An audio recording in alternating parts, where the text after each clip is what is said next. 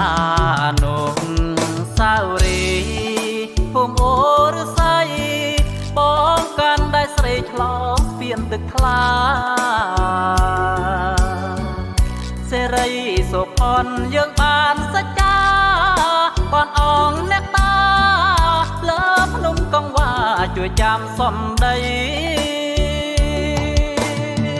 អីលើបងបានស្គាល់ឋានសុខុមប្រតែស្រីមុំបងយំស្រណោះអនុសាវរីយ៍ចិត្តបងនៅស្មងស្នេហ៍គ្រប់នាទីទួងបីធរណី